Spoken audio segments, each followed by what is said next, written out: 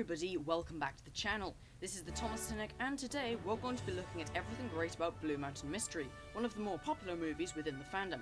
Before we get into the video, however, I do have an important announcement to make. A lot of the older content on my channel is looking kind of dated now, with how much I've improved as a YouTuber, and so I've decided to unlist it. However, you can still watch it if you go into the playlist section and select the unlisted content playlist.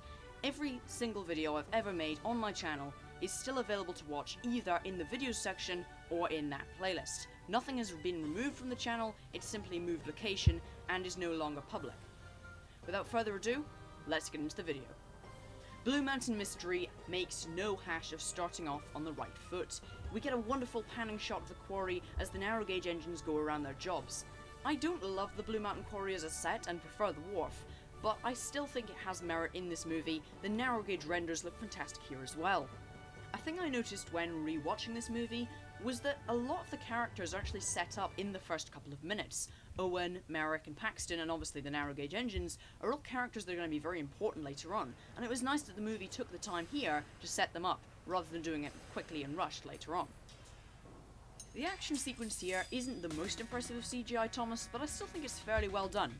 It actually has some bearing on the story going forward, which is something that we don't always get from action sequences in the specials, and so I really like the feeling of tension as Rhaenyra rushes towards the bridge. I also feel that this was quite realistic. There's a lot of danger present with the man waving the flag and the worried expressions on the faces of the narrow gauge engines. Paxton is actually quite good comic relief in the movie, a win for that. The introduction to Thomas here is also rather well done. We get a nice conversation scene between Annie and Clarabelle. Winston is a very obvious merchandising-only character for this movie. However, in a world of anthropomorphic trains, I will say that he makes a little more sense than having the Fat Controller go around in some random car. However, I still prefer Elizabeth as the Fat Controller's means of getting from A to B, but I see why Winston was used here.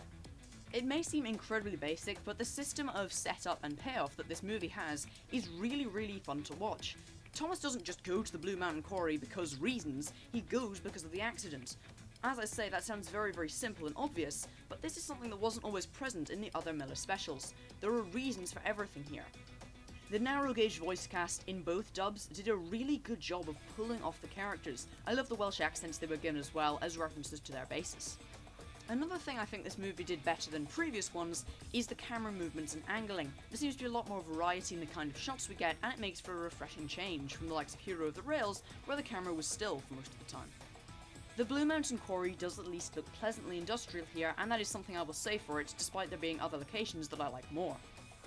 Although he is, again, a fairly obvious merchandising character, I do like Owen's concept. The concept of an incline goes way back to season 4, and I think it makes a really nice addition. That is something I'll say for this movie again, that the merchandising characters, while obviously there just for profit, do at least make sense within the world of Sodor. The mystery around Luke and who he is gives you a real sense of uncertainty and always keeps you guessing. I really like that. And it's another win for this scene here. It both heaps on the fan service to keep the fans happy, but also has a point in the overall story, and in my opinion, that's how the perfect fan service should be done. Not just mindless characters being thrown in there for brownie points, but something with an actual reason and motive behind it. Luke telling Thomas's story here is really quite powerful, and it makes for one of the best scenes in the movie, in my opinion. Actually, let's take a moment to talk about Luke, because I think he's worth discussing.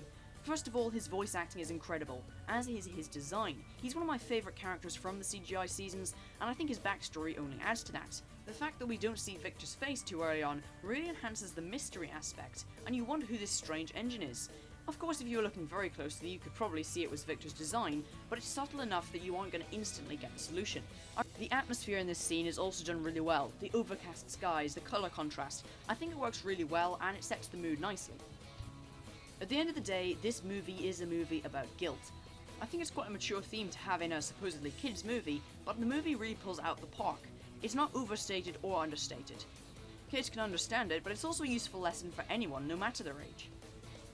Paxton and Diesel make for a really dynamic duo here. I think Paxton is used perfectly in this movie as a kind of gullible idiot.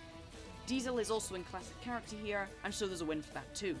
I also love the way that Diesel does manipulate Paxton. His reasoning of Luke being dangerous is, although incorrect, kind of makes sense. I mean, you don't really want an engine who you think is a murderer running around on your island without you knowing exactly where he is at all times. Diesel's logic does kind of make sense here, and I think it makes him a much more interesting villain as a result. The reveal of Victor as the yellow engine who fell into the sea here is absolutely perfect. The music, which by the way is great throughout the entirety of the special, is particularly chilling here, and the way Victor reveals it by speaking Spanish is really clever on the part of the writers. I've got to give them massive credit for that. It was a great way to show his real identity. And we get another flashback, but this time it's from Victor's perspective, and that's really good storytelling. We are reminded of the events again, but this time Victor's face is shown, and it adds a real layer to the whole mystery of it. The mystery has been solved, but there's still the problem of Diesel and Paxton to deal with. It's kind of a half resolution, if you will. It works really well.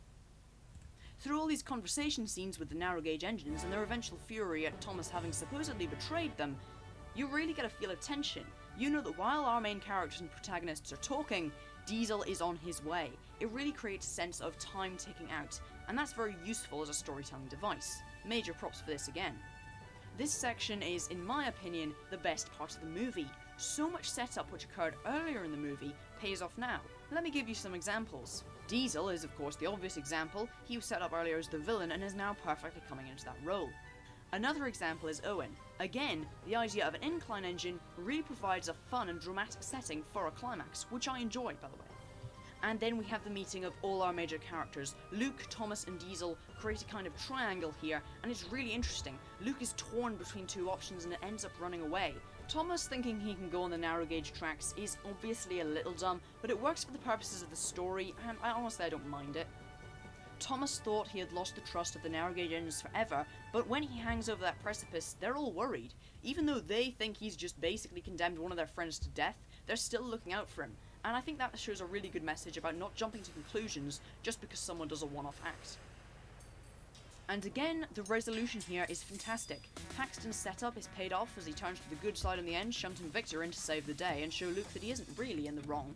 And Victor giving his revelation to Luke about being the yellow engine was kind of emotional. It didn't get me crying or anything, but it was a nice moment and was quite touching. We also see a little bit of the thin controller here. Personally, I felt that this movie was an opportunity for his character to be expanded, but I also think what they did with the Fat Controller was actually pretty good. His compassion at the end shows a lot about him. And finally, we have the post-credits scene with the true yellow engine, Renes. Again, this is kind of a dumb merchandise gimmick, but if you're going to introduce stupid merchandise characters, then at least do it like this in a post-credits scene that half the audience aren't even going to watch. I think this was another smart way of introducing a merchandising character that realistically none of us fans wanted to see. It didn't hurt the overall plot too much, and I think that shows that they were at least looking out for us with this movie. Overall, I do just want to give some general wins to this movie for its general plot and pacing. It flows together much better than most Thomas movies do, and I feel that that wasn't lost on me when I was rewatching it. And finally, I'll give 2 wins for the score of this movie, which I felt was superb right the way through, particularly the Blue Mountain Quarry theme. Well folks, those are my thoughts on the movie.